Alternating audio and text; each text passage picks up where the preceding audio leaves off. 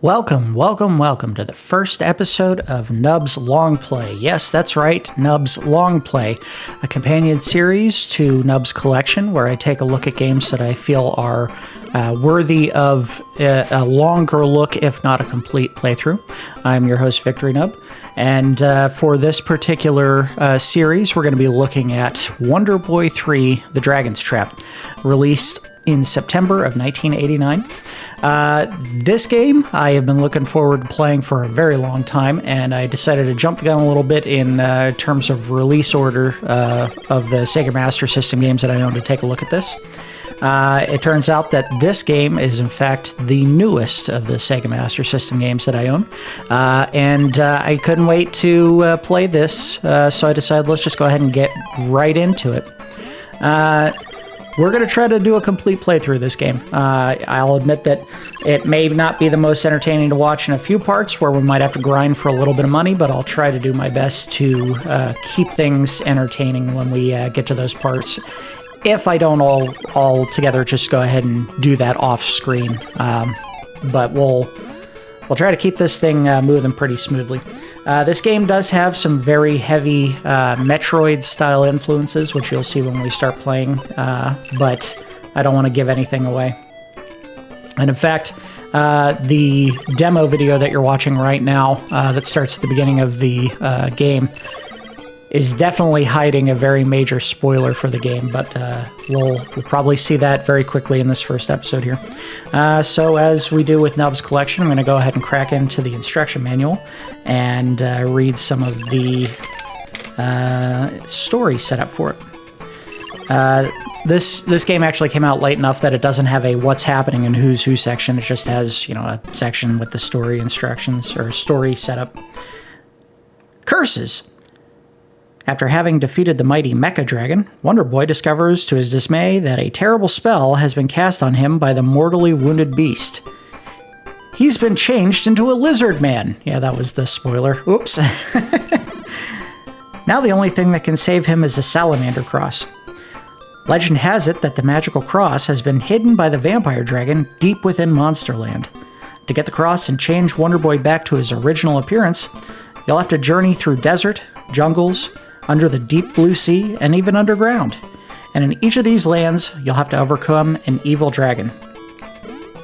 Guide Wonder Boy through Monsterland, but be prepared to battle some of the most deadly, frightening creatures you've ever faced. Each step can mean death. Each battle may be the last. Above all, be prepared for change. I don't think there's a who's who section. I think there's some other stuff, but I think the main story setup there is probably good. So let's go ahead and get started. Now this game is one of many games for the Sega Master System where there was a save feature, but it was not based on a battery in the cartridge. There were some games that had a battery backup. This was not one of them. If you wanted to save, you had to do it by password. And the instruction manual that I was just reading from is littered with passwords that we had written inside of it. In some cases, right in the middle of areas where there might have been some important information. What could I say? When I was 8 or 9, I probably didn't really care about the instruction manual too much after I started playing the game. As I recall, this particular section, and maybe a couple of others after it, did have kind of a maze-like aspect to them, where you had to go a certain path in order to continue in this particular room, and if you chose the wrong direction, it would just start you back over. So we'll find out in a second. Yeah, I think if you went down in that last room instead of to the right, you would have had to repeat a part of the map. Or maybe I'm repeating it right now. I don't know. Okay, so we'll go down in the next area here.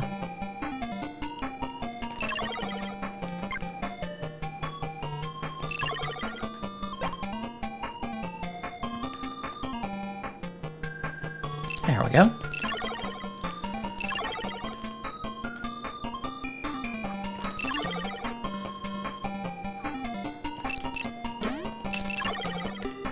Interesting design choice there where they decided to have the skeletons without heads.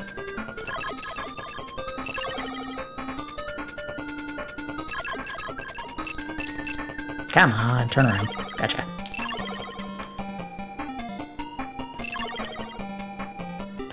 Some of those enemies were dropping sub-items, but I don't know if you can use them this early. I think you might have to become the next form first. So whenever you fight the bosses, and they're almost always dragons, the way to damage them is to hit them in the head. And the cool thing is you can see what their hit points are in the very top right corner of the screen there. And he's doing some fairly significant damage with each hit. This is just kind of like a tutorial boss. That'll tell you how to do the damage, and if you bumble around long enough, you'll probably figure out that the head's the only spot that will take damage. There we go. So one of the weird functions of the bosses is that when they die, they start dropping a ton of money, but also the curse starts flying around. And if you get hit by it before you grab any of the money, you lose your chance to pick up extra gold. So you have to kind of dodge it as much as you can. And I did a pretty good job that time. There we go. I've been cursed! So, the core mechanic of this game is that every time you defeat a boss, you get cursed and assume a new form. And each of those forms have a different mechanic from the last one. In the case of the very first guy here, the dragon, you lose the ability to equip armor and weapons, and you are forced to use your breath to do attacks on the enemy. Oh, there's the key I need. Here's the door I need.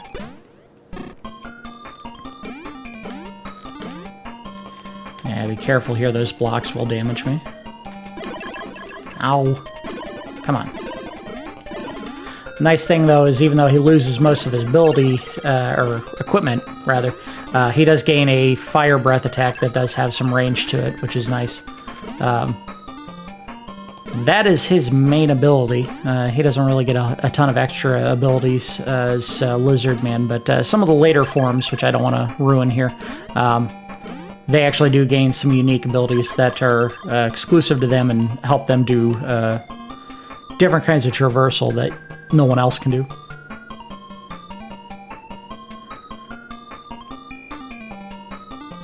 Thank you for the staircase. And we're out. Sort of. There we go.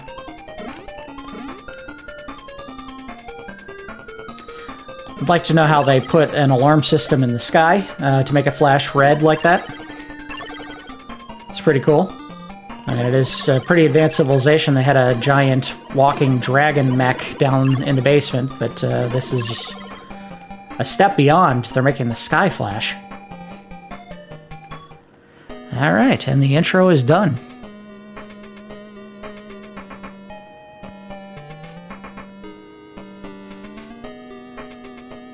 And now, proceed with your adventurous undertaking. Wonder Boy 3. The Dragon's Trap. So, this game is, again, like I said, very Metroid-esque because you gain unique abilities as you get transformed into different creatures and use those to go to areas you can't normally access any other way. Those little checkerboard blocks there are an example of one type of traversal that we'll get later in the game. But one of the things that they do that's different from Metroid is, like I said before, you do have weapons and armor that you can pick up. Again, Lizard Man can't pick up any of those, but these are the kinds of items that you'd be able to use once you take on a form that can actually equip weapons and armor. There are ones like this up here that are just a question mark block and a gold amount that I do have, but they won't let me buy it simply because I have to find items called charms, I believe. I don't know if I'll be able to see that. Can I pause? Oh, there we go. Yeah, so you have to hit the pause button on the console. Stone is what they're called. So the more of those you collect as you play through the game, it unlocks the weapons and armor that you can get later in the game. So I don't know if I can actually put those on. Yeah, it doesn't look like it. So it's not changing any of my values up there. AP and DP, I believe, are attack power and defense power, and CP, I'm not sure. Charm? I don't know. But also there's these items here on the right side, Fireball, Tornado, Arrow, Boomerang, and Thunder. Those are your sub-weapons. Again, I think you have to be a certain form to use them, and you press down and jump. Oh, okay, so he can use them. They are limited. I think you can only have a certain number at a time. Well, no, I guess you can carry more than... you can carry up to 99, I think, in total, but they're not worth a ton of money they're not worth the money that if you have it available to spend. You're better off buying weapons and armor when you have the cash for it. So, this door will take me back up where I was just at. There is no way to climb back up. Yeah, okay, so that's the first heart item. Just like Metroid, you do have health containers that you can see in the top left there. When I escaped the castle, I lost all of the hearts that I had originally when I started the game. And as you play through, you'll find more heart containers laying throughout the game that will help increase your health. So I think it's this door? Yes, okay. So those blocks I can't destroy right now. I do have to have a particular sword in order to damage them. And we won't get that for a while. So that was the chest that we just opened to get the heart container. If you open it after this, I think you can get money. But you can only do it the one time per playthrough, and then it won't give you anything after that. And every time... excuse me, one time per system power-up. So if I were to turn the system off with a password save and start going through the areas I've been through again, I might be able to get money. I think that's how it works. Oh. You little sneak. So if I fall into the water here, it won't kill me. There is an actual underwater section of this map. But it will slow me down because it'll force me to go back to the left to get into a door that'll take me back to the very beginning of this area. So unless you're trying to pick up the items that are down below, and I think there might be one or two, you don't want to drop down in there if you can avoid it.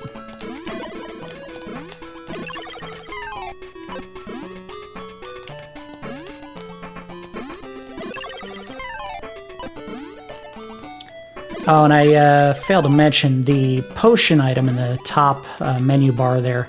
That is like extra lives, reserve tanks.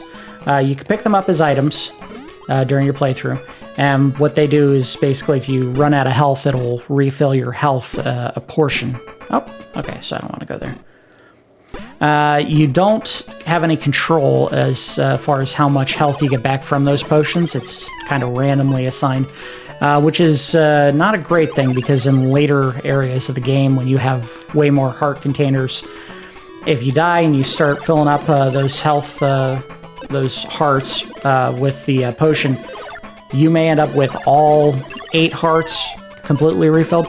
You might only get 1 or 2, which is not the most fair mechanic, unfortunately, but there's not a whole lot you can do to affect that except have more hearts. Or rather... have more potions. Oh, no. Oh, I don't want to die yet. I'm dead. Oh, I had the potion. I forgot. We're already off to a rough start. I'll go. No, no, no. Ow. I don't think that's going to reset all my progress. Oh, yeah, and this, the hearts scrolling around the screen actually... I think if you land on one, you get a potion, the red ones.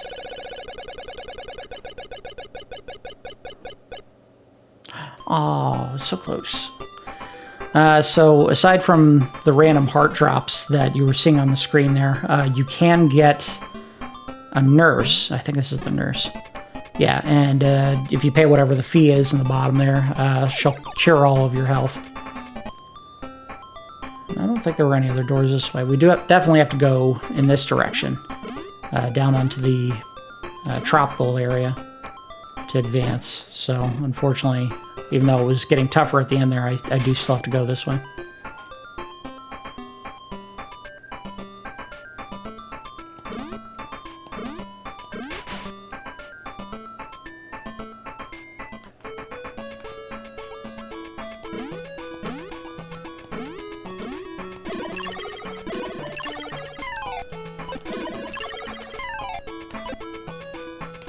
Oh, all right, gotcha.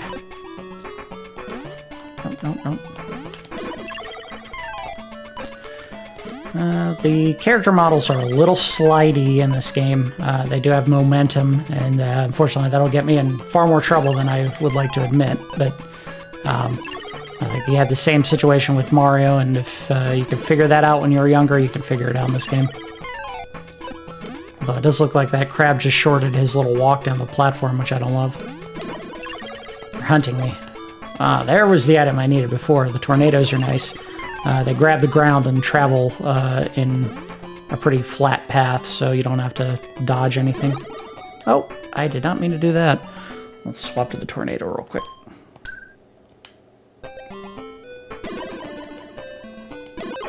So, as I mentioned in an episode of Nub's Collection, the controller for the Sega Master System did not have a pause button on it. If you wanted to pause the game, you had to actually press a button on the console itself.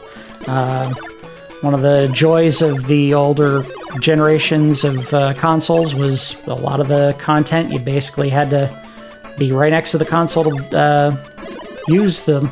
If you wanted to pause the game, you had to be sitting next to your console or run over to it and pause real fast. I think I'm going to actually put an arrow on and try to nail that cloud guy when he comes by. Alright, guy. Got him! I'm gonna have to move fast, they do respawn.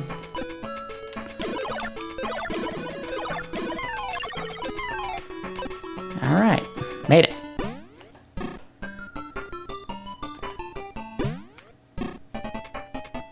Yeah, see, I can't even buy these, and that one's ridiculously expensive. I don't remember what that is. Let's try this door. Okay. Got a key. There was a door that was locked back there. I think that was the one that went up. And then... Oh, is there not a door here? I guess not.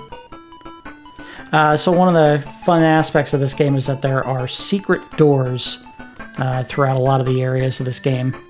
Yeah, there's not one here. And the only way to find them is to just hold up, and if there's a door there, you'll enter it.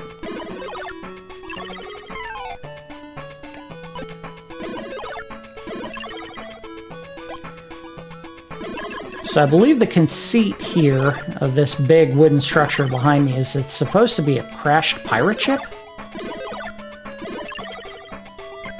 Because actually when you get to this area later in one of your other transformations, you'll actually go into the pirate ship.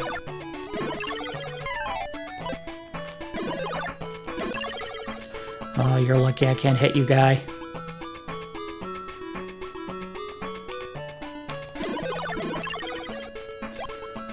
So we are done in this area with Lizard Man. We'll probably be back later with a different form. But one of the things that Did I already go in here? Yes, I did. Okay, so I can't go any higher there. Unfortunately, this particular character, Lizard Man, cannot swim.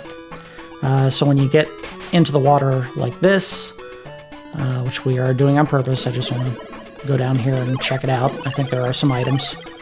The only way to get out is to follow the predetermined path that they set up for you and go through the doors that they provide.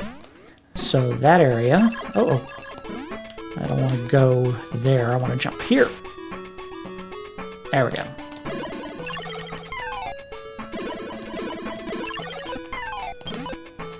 Uh-oh. I fired an arrow by accident. I don't want to waste those. Those are good items. Ah, I did.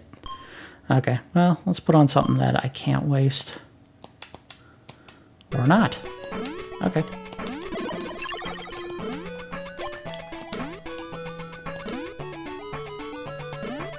Oh no, you can't jump that high. Alright, well, I guess I will have to try a different part of the map.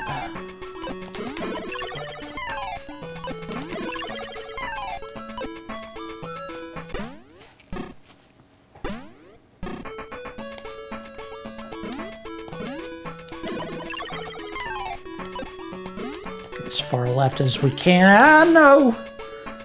Drop in. Alright, I think I got it that time. Oh, big heart, big heart. I want to lose that. Yeah, alright. So the big hearts just give you more health. They don't actually increase your maximum health, unfortunately. Alright, I think that is the door that'll take me back to the beginning of the area. Oh no, there was an item down here. Good, some sub-items. No charms or whatever they're called, stones. I'm not 100% certain. I think the stones actually drop occasionally from certain enemies. You don't really have any control over which ones do. But I'm pretty certain most of them come from chests. Oh, sweet, I got a potion back.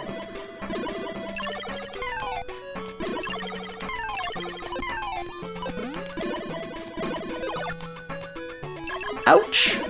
Didn't think he was going to jump that high.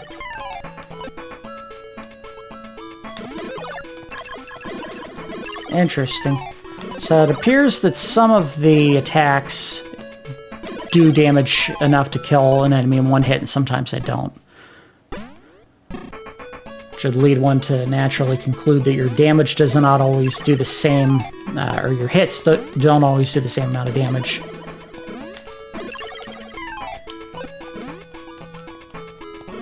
Fortunately, this is before the time when they would have just had a little floating number pop up when you would hit the enemy, so you know how much damage you were doing each time.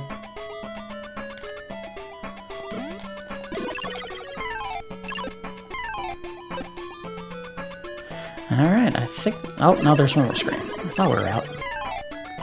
Okay, if that was the case, then that means there might be something down here we can find. Yeah, see, so this is an area you come back to when you gain another transformation.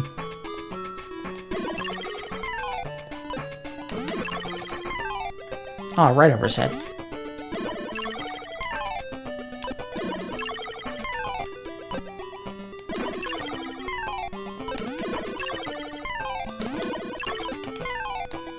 I'm starting to cook. Some health back too, nice. Nope, can't go any further there. Alright, so yeah, we'll have to jump up. And whatever items are left down here, we'll have to come back to when we gain the new transformation for this area.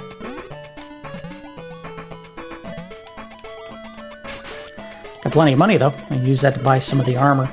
Again, I don't think Lizard Man is capable of equipping anything, so even if I buy equipment now, no guarantee I'll actually be able to use it with him. I think the first boss you just have to fight naked. And as you can see, the character model is so detailed, you can see all of his bits hanging out there. I can see your tail! Oh, let's go over the shop first. The chop shop. Very good. I probably should have bought the other item that was in that shop all the way over on the right side of the tropical area, but that's alright. We gotta come back, we can do it. Probably a lot faster later.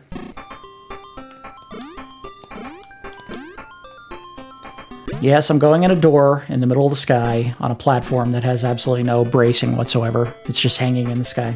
Video games.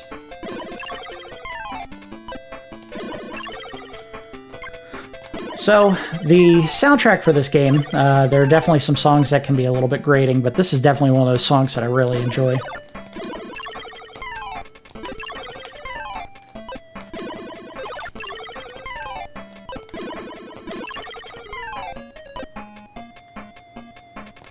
Oh! I knew that guy was coming and I still got hit! Oh boy, that took a lot of damage. I don't want to take too many of those hits. Nice thing about the Dragon's Breath is, if you hadn't noticed it before, he will stop an enemy's fire with his own. I think it's a conceit because you don't actually have the ability to block anything since you don't have a shield. Gotcha. I want to go down there and find out whatever you have. Whee! Okay, so I can't go any further that way.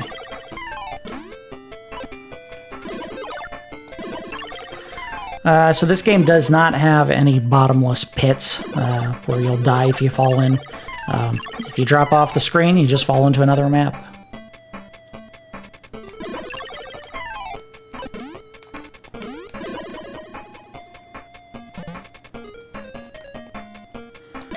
I know there's a door down here somewhere. I just gotta get to it. Oh, there we go. Good health.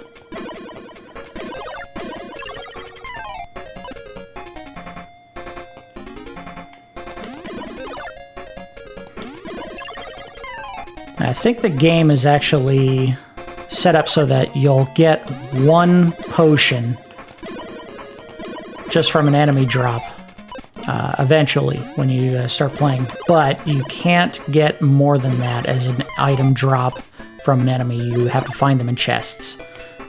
Oh man, he takes a lot of damage.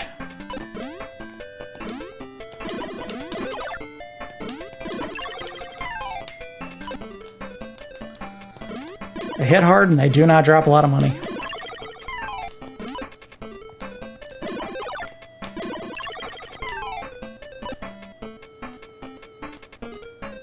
As far as I know, there isn't a ton of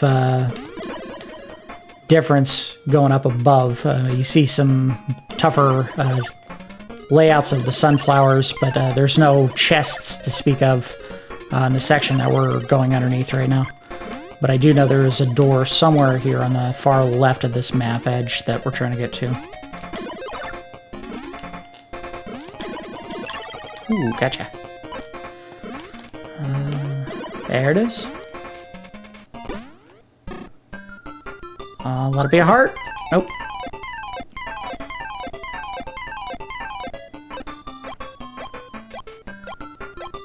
There we go. We got a stone and a potion. Excellent. I'm gonna want that going into the first boss fight here. Oh, no! Ah, gotcha.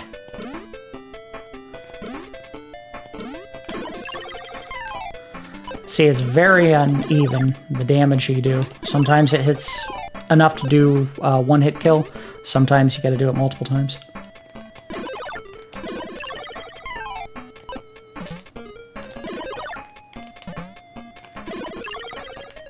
Oh, I want that. Thank you. So I'm going to want to dodge left as soon as I can, because there's going to be another one of those antlion things shooting a fireball when I got up here. There he is. Alright, very good. Aha, you're low enough that I can hit you. Oh!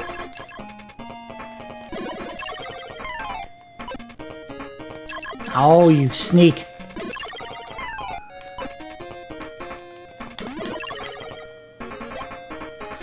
So, I don't think this takes me anywhere I need to be, but I'll drop in anyway. Yeah, I think all this does is it takes me into that door up above and launches me back out.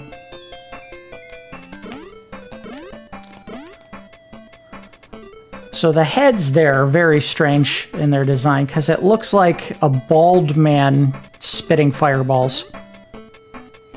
You can see the crop of hair kind of on the side and back there. If you look at it sideways, I am holding my head sideways.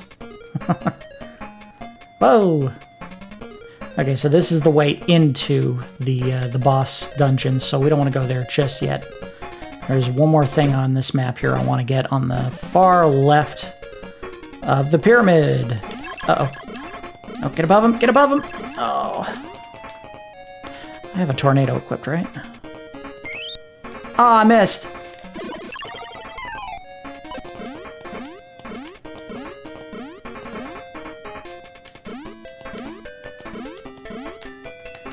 So you're patient, you have right on the edge there you can jump to, but we're just gonna do it the long way. And that, I don't know if I have the key for that yet, do I? I don't. So you probably get it on the far left here of the pyramid. So you had to go back this way. Thankfully, going down is a lot faster than getting up. Whoa! So let's get up here where he can't hit us. Very good. Okay, so this is one of the first areas where there is a door that I know for certain that's secret, and it's right above this door.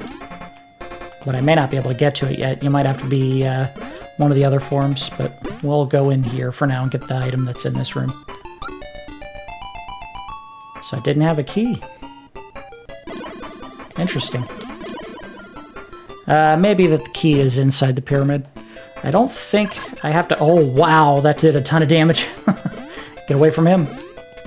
I don't think you have to go to the right of the entrance to this area because that area is very much over-leveled for what I can take and what I can deal out. So you don't want to go in there if you don't have to. Those enemies will almost all kill you in one hit. Without armor to mitigate some of your damage, you really don't have much hope of surviving in the later areas until you can change form.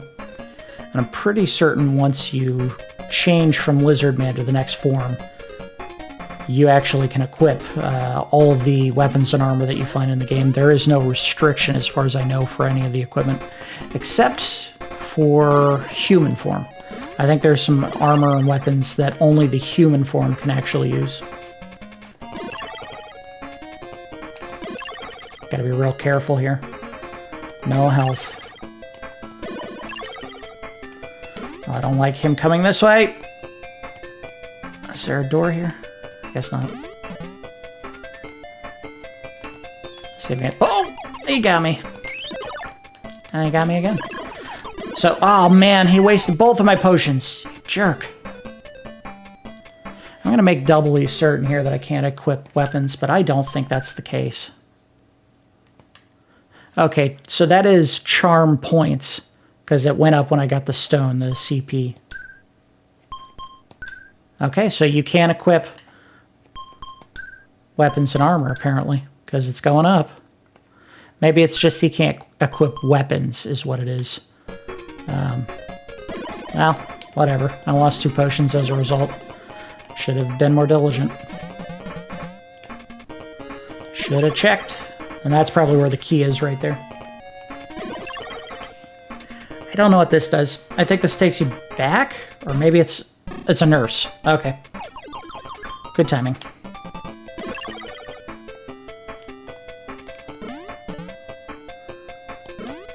Oh, don't want to go that way yet. To the right, let's get that key. There we go.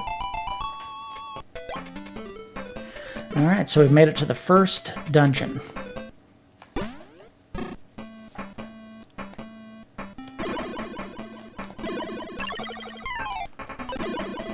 Whoa! This is another one of those tracks. It's got some nice, nice juice to it.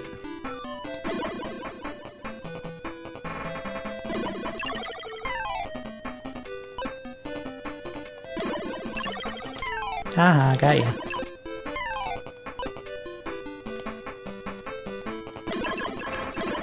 As I recall, this map does have some floors, invisible floors, that you'll just drop through. There's really no way to tell where they are except to use one of your tornadoes, because the tornadoes stick to the ground when you shoot them. They do have some drop, some gravity drop when you launch them off of a ledge, but once they hit the ground, usually they stick to it. Also, I think you can use those heads, fireballs, to tell where there's an invisible floor.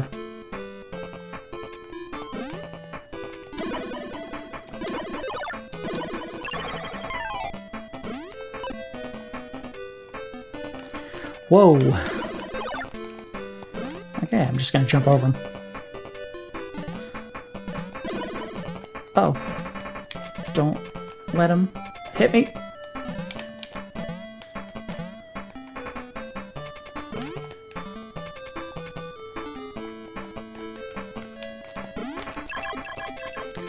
So, as much as I like this game, I will readily admit that some of the boss fights can tend to be very cheesy in the way that the mechanics of them work, where you'll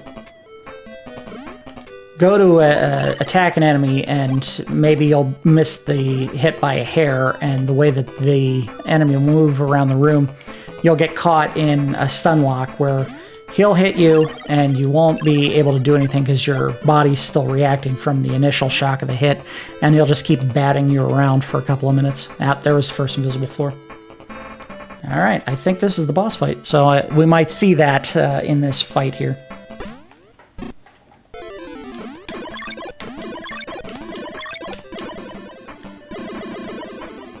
Let him reset. Or not.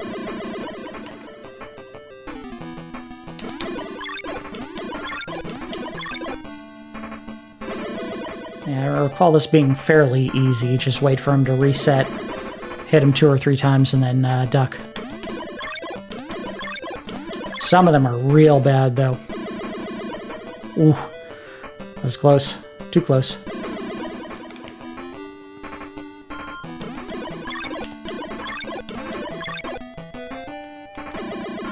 Alright, we're doing some damage. I don't think I've been hit once yet, which means I'm going to jinx it and get hit.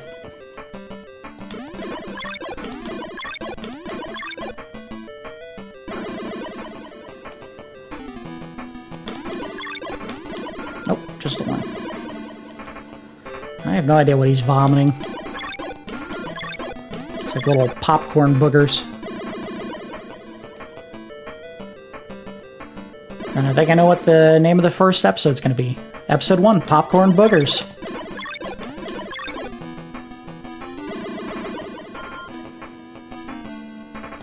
And that's it! Yeah! Alright, so again, gotta dodge this flame as much as I can to get some money. You don't have to do that. If you just like grinding, you can skip right into the next form. Uh-oh, there we go. And now I am Mouseman. So, Mouseman has an ability that's unique to him and him alone, where if you press jump against one of these checkerboard boxes, he'll cling to it. And you can use that to move around environments. Not sure why you get another key there. So you can go upside down. There we go. You can cling to ceilings and walls in a way that no other character can. And of course, he's a very small character, so he can dodge attacks that would normally hit certain other characters, but of course, he's still vulnerable, just like anyone else to arrow attacks. I thought the shields blocked certain projectiles, but I might not be remembering that correctly. It's a shame those guys don't drop money. Be a nice way to pad out your resources. Shoot, I bet I have to cling to the floor there. So the way to tell if you're clinging to a floor or not is you'll see his feet shuffling when you do it, and I think you have to hold jump when you land in order to engage it. Or maybe not. Oh, there we go. You gotta hold in a direction and land on the ground. Oh, there we go. God, I'm wasting resources so much. If I hadn't said it in a previous episode of Nub's Collection, the D-pad on the Sega Master System controller is very squishy. I also think I mentioned this in the previous episode.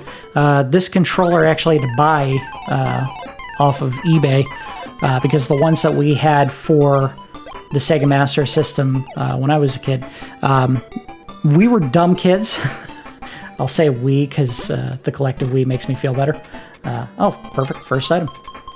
The collective we, simply because we used to take the cords for the controllers and wrap them around the controller way too tight, and I think we ended up ripping the cords out of the controllers, unfortunately, and we ended up using joysticks that had 2 buttons on them, and boy, did not make playing games any easier.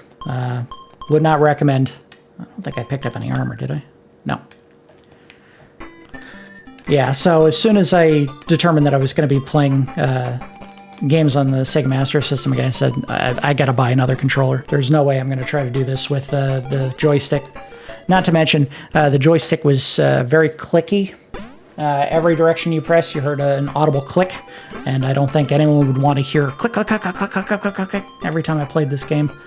That noise would get very grating after a while. So this is how you save the game. We're not going to do that just yet. I want to go see if I can buy any items, and we might be able to blast our way through the next area pretty quickly. We'll give it a shot. I don't need health. I thought there was a place I could buy stuff. Did I already buy these? I might have already bought these. Okay, but I did not buy the sword, so we can do that now. And it may only add a tiny amount of extra damage, but more damage is still better than less. Yep. Alright, good. Alright. This may be a fool's errand, but we're going to try to go back to the tropical area and see if I can buy anything in that shop all the way at the end there. I think there was... Oh, I went to the wrong place. There was one item that I think I could afford, and we're going to give that a shot. Why did I do that?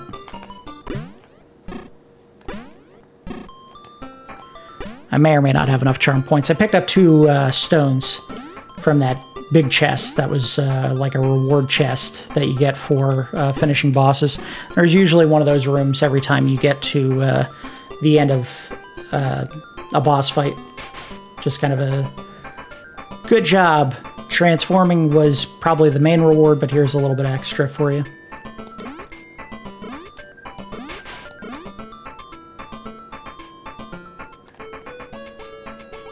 I would say every form has a strength and a weakness, but there are certain forms where I don't know if there is a tangible weakness that you could identify. Maybe the stats are a little bit different, but honestly, I think there are two or three that are pretty much the go-to ones if you're just doing straight-up fighting. The next one is one of them, and then there's another form, I think immediately after that, that's pretty solid. But there are two or three that have distinct disadvantages. This one, just the size of your character. When we get to the boss fight again, since I'm a very small profile character and I have to fight a dragon, I'm jumping to hit that dragon in the face, and that means, you know, I have less room for error since I'm a small body and I have a very small sword. Thankfully, with all that extra armor that I get from being able to equip it and also the new form, I don't think I'm going to get trucked like I did last time I came through here. If I get hit by the storm cloud or the blue crabs. Which, as should always be the case, blue crabs are the most dangerous because, of course, I come from Northern Virginia, and blue crabs are definitely something that's on the East Coast, so suck it. Get in there. So let's go for the item room. Okay, so there was body armor here, and I probably could have used that to buff my armor earlier. Ah, well, you'll learn the hard way sometimes. Look at that. I think the charm points went up too. No, they went way down. Wow. So mithril armor increases the charm points, and goblin mail turns it down. That may not be charm points. Maybe it's it has something to do with these items. I don't know. I'll look it up later. As I recall, the boomerang is the only item, as most boomerangs tend to be, where you can throw it and it comes back to you and you can collect it and use it again, which is a nice touch. I don't know if that works if it hits the enemy. I guess there's only one way to find out. Oh, I tried this earlier and it didn't work. I wonder if it's just holding it up for an extended period. No? Maybe there isn't one here? Yeah, I might be misremembering. That's right. This health? Oh, this was an item room. Okay. I definitely don't remember there being anything here.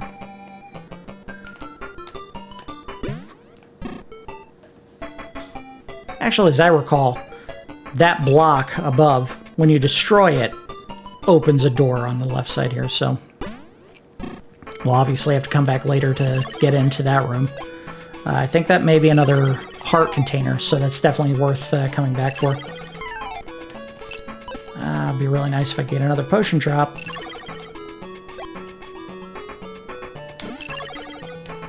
Uh-oh. Come on, get that. There we go.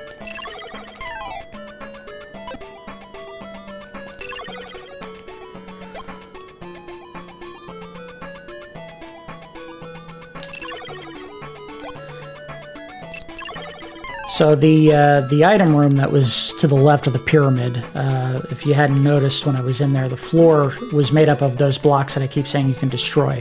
What that does mean is that at one point in the game when you have the sword to destroy them, you can jump down and it has like a whole row of chests that you can open, and they all have money and some of those sub-weapon items, the fireballs and tornadoes and whatnot. And I think a chest that has just the charm stones and maybe some with potions.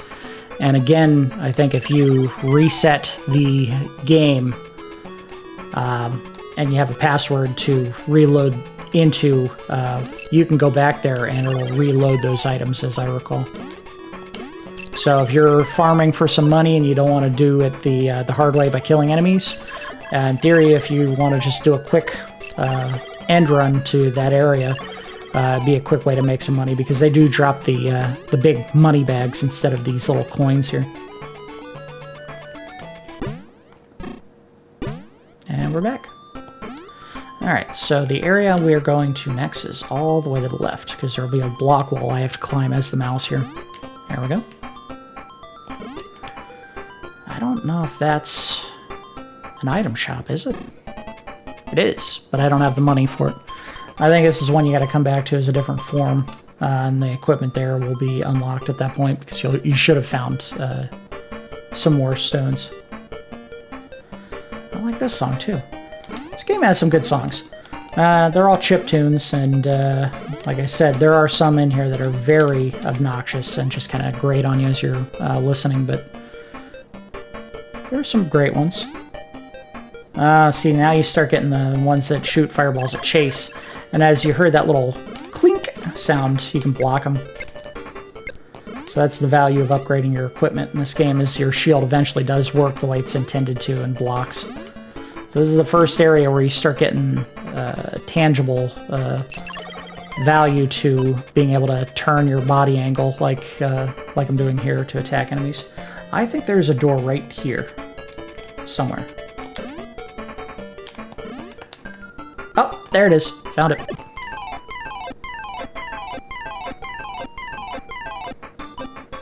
Get some health. No charm stones, so shoot. Also no potions. Very disappointing. I don't think there's any other items in this area, but I do think you have to go out of the map a certain way, which is this way here. Up top. Yep, I was right. Look at that. It's been a while, but some of the aspects of this game are coming back to me. Again, I think this is one of those things where you'll find stones later in the playthrough and come back and you get the equipment here. No way that I know of that you can farm them. I think you just have to find them in chests.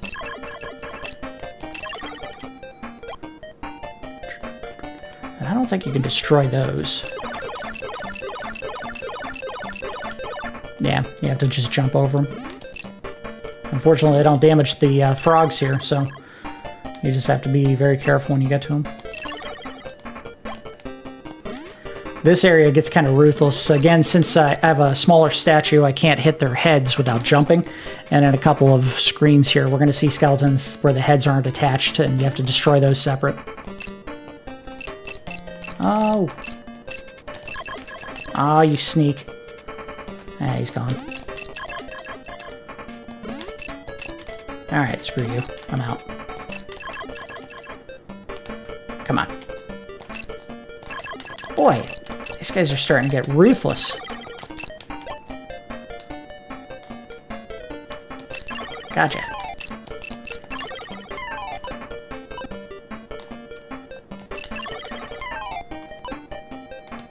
Ouch.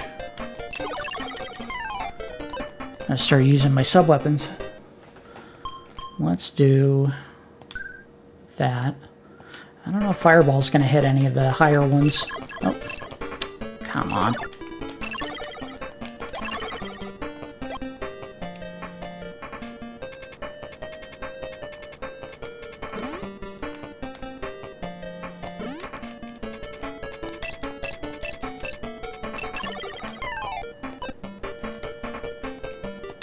Ouch. That didn't work the way I thought it would.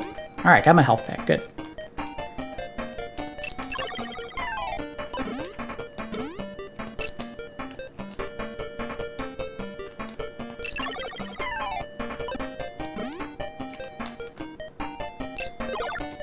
Oh, come on. Hey, look at that. I was wrong. They do drop them. It may be worth going back to that other screen to see if I have enough to actually buy the equipment.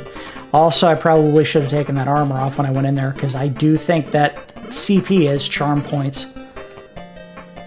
Charm or charisma, whichever it is.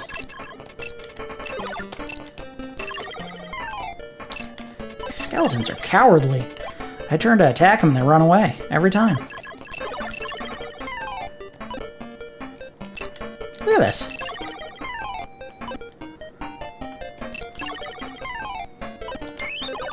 Run from that.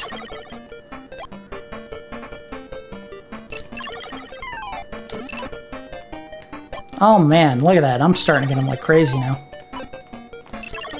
This is what I get. I should never have said anything about the charm points. Looks like my faith is, or lack of faith is being rewarded now, apparently. These enemies will never drop hearts that I need desperately to stay alive. How's that gonna work?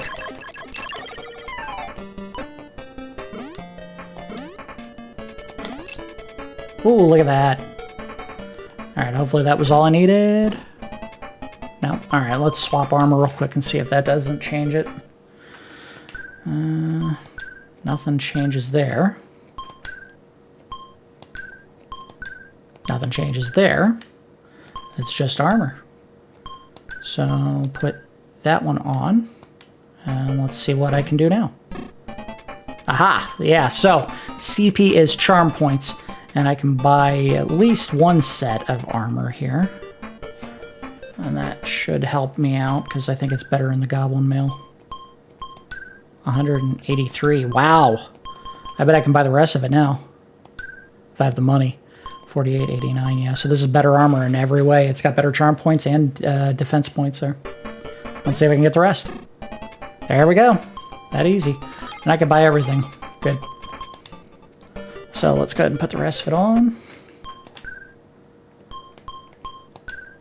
Oh, wow. That's not better. That's worse. Huh. Alright. We'll stay with what we got. Fortunately, there's no way to tell before you buy it. You just have to buy it and find out. Fortunately, you don't get an actual visual representation of any of the equipment that you change into in this game. Kind of stinks, but yeah, it's an 8-bit game, so I'm not surprised. This is definitely the most detailed looking of the games that we've played through so far in Nub's collection, the main series. It's nice to have, you know, actual backgrounds to the areas we're going through that are detailed. Although some areas are a little bit threadbare, I will admit. But this area is nice and lush, so it's a nice change of pace. God, I'm starting to get them like crazy now.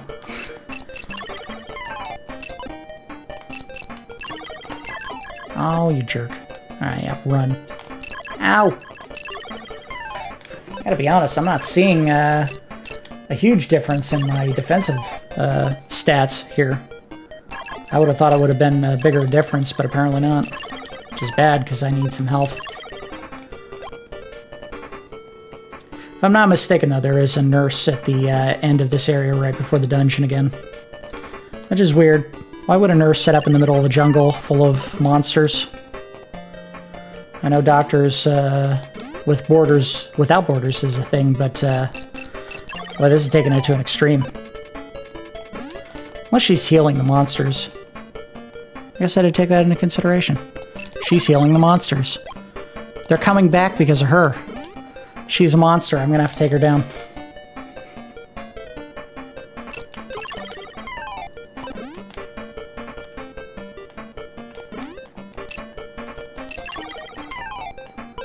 money. Gotcha. Alright, got some health back. And I think we're coming up on the area where we're going to start seeing some, uh-oh. Oh, look at that. I think we're going to start seeing those skeletons that I was talking about with the heads that are separate from the body.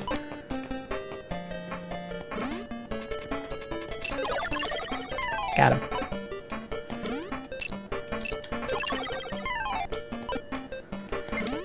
Oh, come on. So what I really needed to do is use that in one of these rooms where there's a guy. There we go. Look at that. Hey, good shot. And it was rewarded back. I don't think that's always the case. I think that was an exception.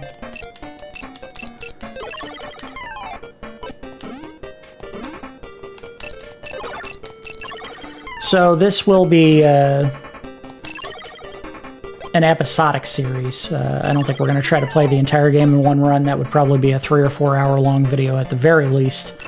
And that's probably being pretty conservative because, again, some of the equipment that you'll find later in the game, you might have to do a little bit of grinding for cash in order to get. Alright, there was a key I probably needed.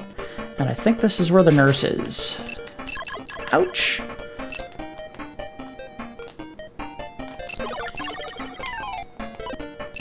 So that enemy in the box there is probably not just there for looks. I think you can hit him with a boomerang.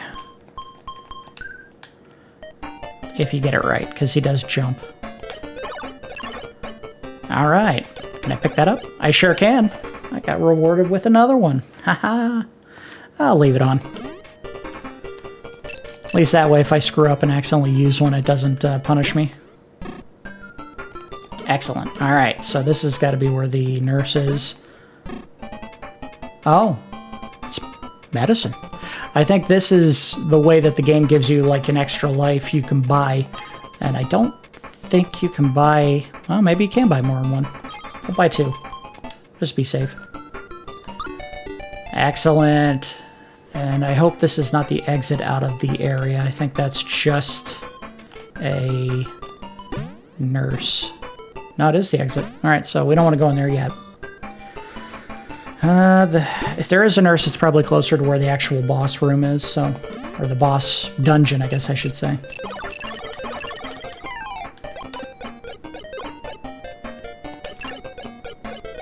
Oh, cool. Alright, let's go. I think what we'll do is we'll get to the next boss fight in this area, and then we'll call it quits for this episode. Hit it! Perfect landing. So I remember this area having like a... Come on, stick. There we go. Like a switch or some kind of direction you had to go for a long way around in order to get back to where you wanted to go. I think it starts down here.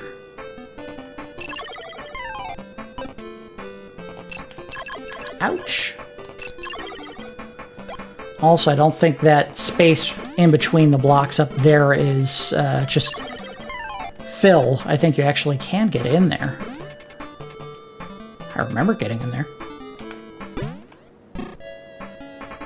Oh, give me some health. Thank you. Ooh.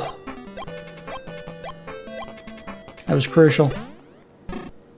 Or as me and a friend like to say all the time, crucial. That was crucial. That health was very much crucial.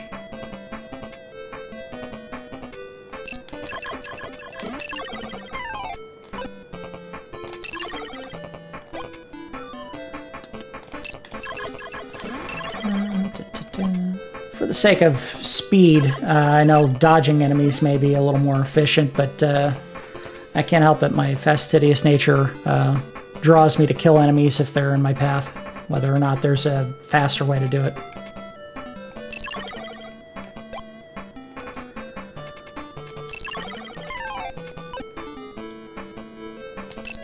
Oh no, come on! Oh, you jerk.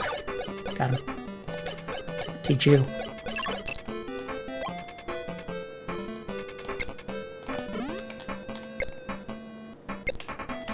Oh, whew.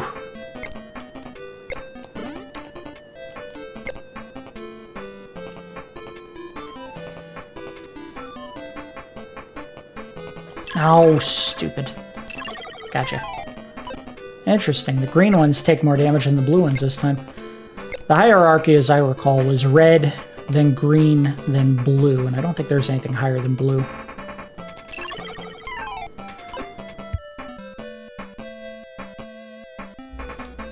Sorry to clear my throat there.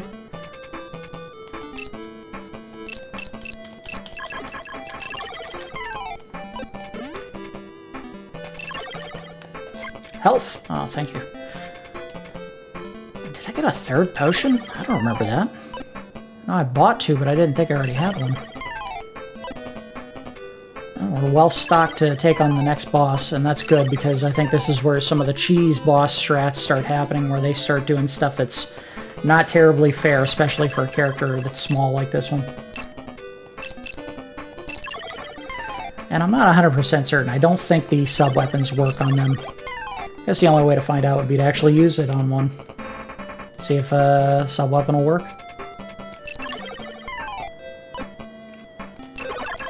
Oh boy.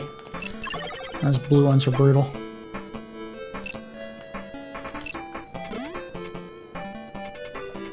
Yeah, this is a very long area.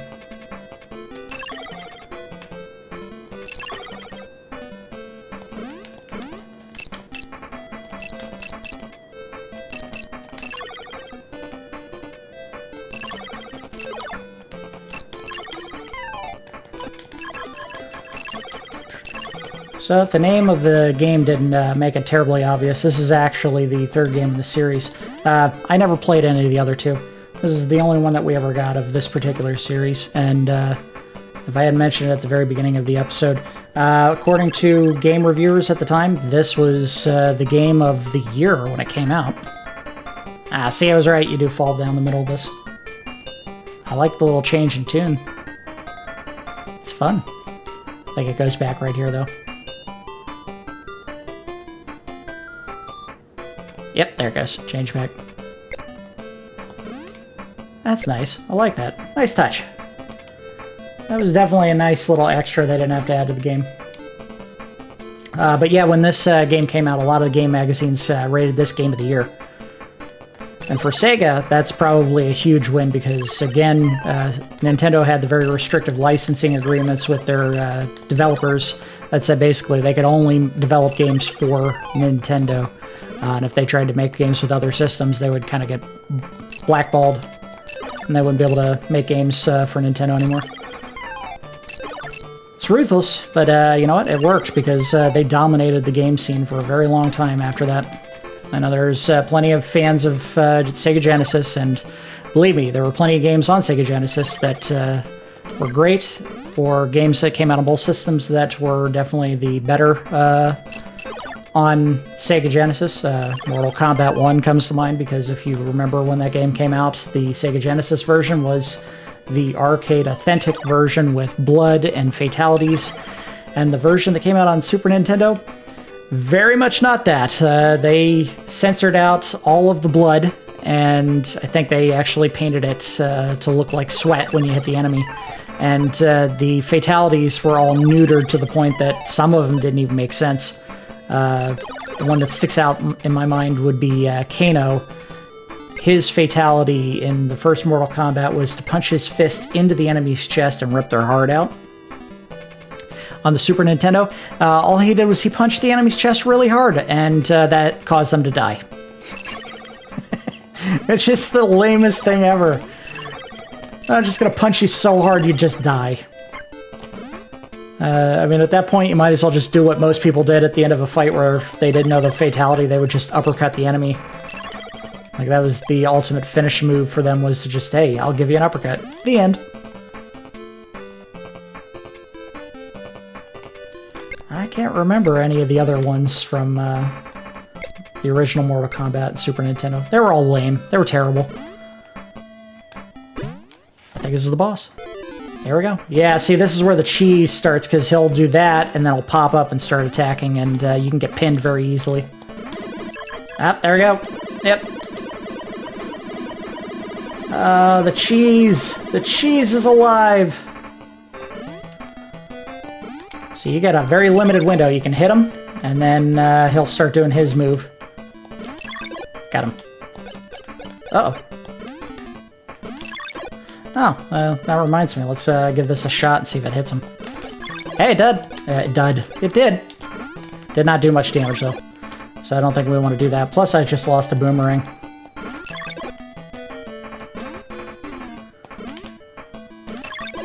I think he only attacks from the right side. Uh-oh. Alright, made it. There are some far cheesier bosses in the later parts of this game. This zone isn't terrible. But I think a big difference maker in how much grinding I'm going to have to do late game to get the money I need for armor is going to be dependent on how much of the money I collect at the end of each boss fight. So we're going to try to get as much of it as we can here. One more hit. Alright, don't let him touch you. Don't let him touch you. Oh! Alright. Oh, bad placement. Oh.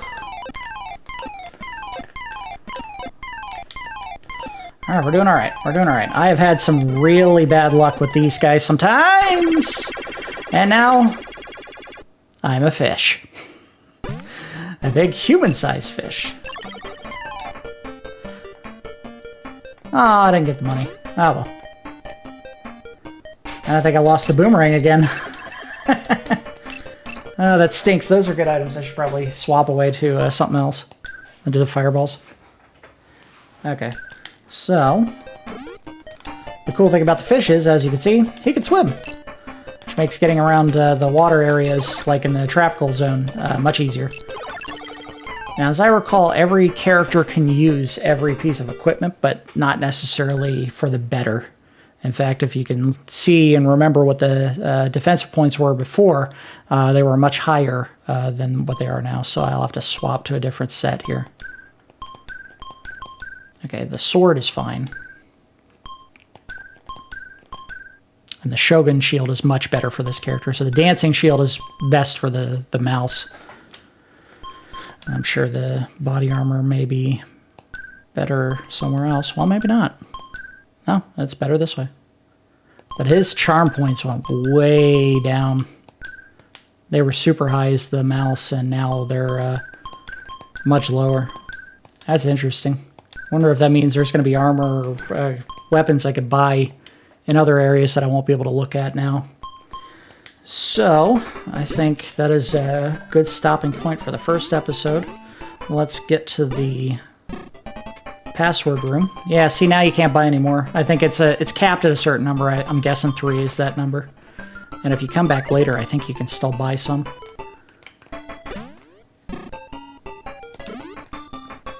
There aren't any rooms in here, are there? That'd be wild. One way to find out is to try. Nope, guess not. Like that the door fades out. One-way trip, you're not coming back this way, guy. I don't think there was anything in here, no. Alright, let's hit the nurse. Go to the nurse. I'm not actually hitting the nurse, that would be monsters. Although she is healing the monsters, as we established earlier, so maybe I should hit her.